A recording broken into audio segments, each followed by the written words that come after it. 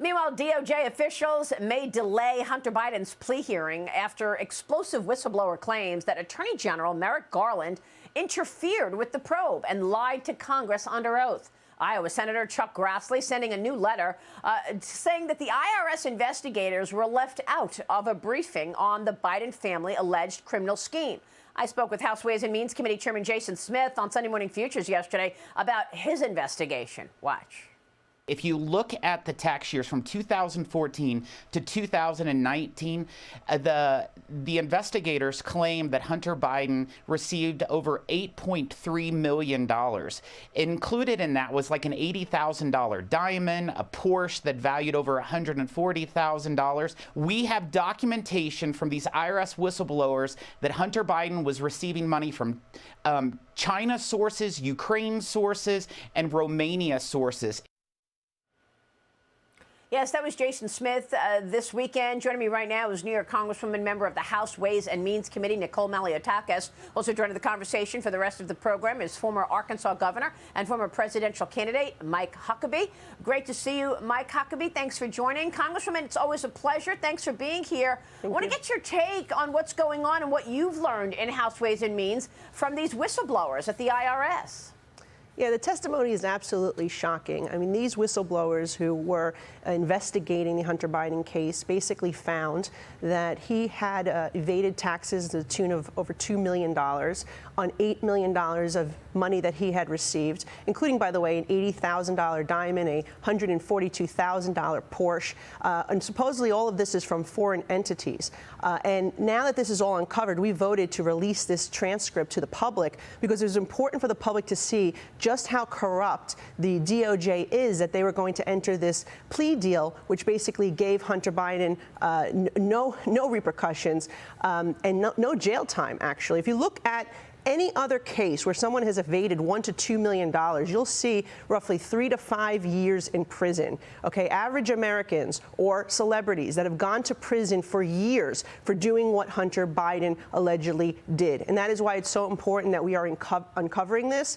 And we are now taking it to the next level where the Oversight Committee, Judiciary Committee, and our committee are now coordinating our efforts in this investigation. We believe that that plea hearing that's due for the end of the month should be postponed. Let our investigation continue because what we're uncovering right now is massive corruption where these whistleblowers were actually removed from the investigation as a result. There should have been a prosecution here. They were told to reconsider the next steps of this investigation by higher ups. And we want those higher ups to now come before our committee, higher ups at the IRS, at the FBI, and the DOJ to come before our committee to give voluntary testimony. If not, we will subpoena them. Yeah, I mean, look, you're talking about Hunter Biden and the potential for jail time. Let's be clear here. This is an investigation of Joe Biden and the Biden family, not just Hunter Biden. You know, Mike Huckabee, jump in here because I keep asking the same question, and that is, how is it possible that the DOJ will investigate and prosecute money that is owed on income, taxes that were not paid on income, but they fail to actually investigate where that income came from?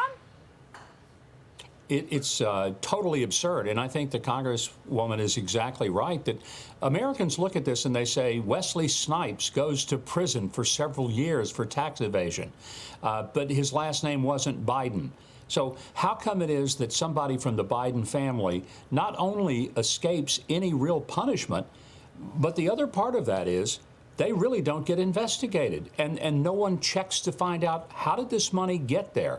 Who gave it? Was it foreign governments? Was it the Communist Chinese Party? And I appreciate the fact that Congress is going to look into this. They need to, and they need to blow the whistle, if you will, on the entire operation and let us know just who's doing what. So, Congresswoman, how is this going to play out now? You all are back for the next several weeks before the August recess. I know that you, along with the Oversight Committee, James Comer, as well as Judiciary, are all working together. Comer is requesting the director of the Secret Service to brief Congress on the cocaine found reportedly near the Situation Room at the White House. That's obviously not a place where tourists go. Do you have any thoughts on what this is about? It's absolutely outrageous. I mean, what an embarrassment for the White House and for our country that cocaine was found inside the building. And I'll say this, you know, we always are criticizing this president for his open borders policy, the fact that the drug cartels are profiting over killing Americans, over pumping drugs into our country. And now it seems that there's somebody at the White House that apparently is using some of these drugs. So it's a really interesting thing here that we're seeing. We've never seen before in the history of this country.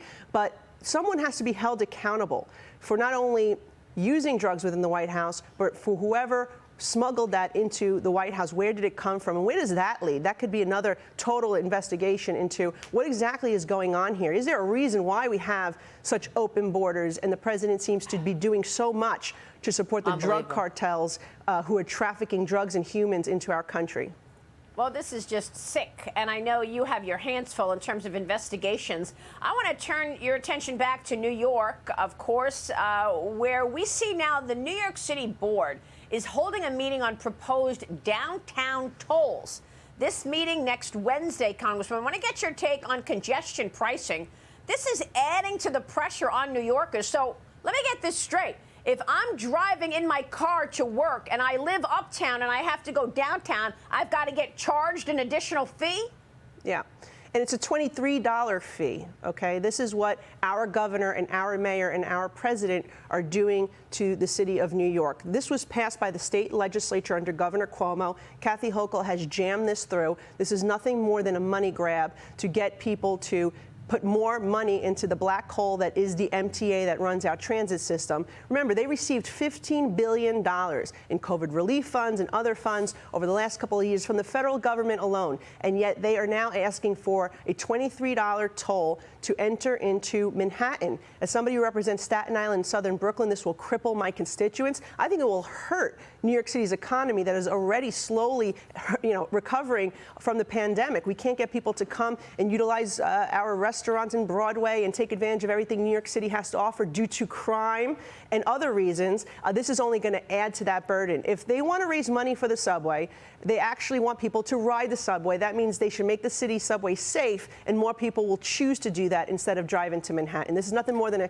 a money grab and a war on cars by the Democratic Party. That's unbelievable. Wow. And you're talking about people having to go pay a fee coming from Staten Island or other boroughs. How about if you just live in New York? Okay? You could be living in New York in one part of the city and have to pay a toll to get to another part of the city. Yeah, how elitist is that? How elitist is that? Only if you could afford, you could enter certain parts of Manhattan. That's right. Congresswoman, thank you. We'll be watching it. We'll keep a spotlight on it. Your constituents care about it. We know that. Nicole Malliotakis joining us this morning.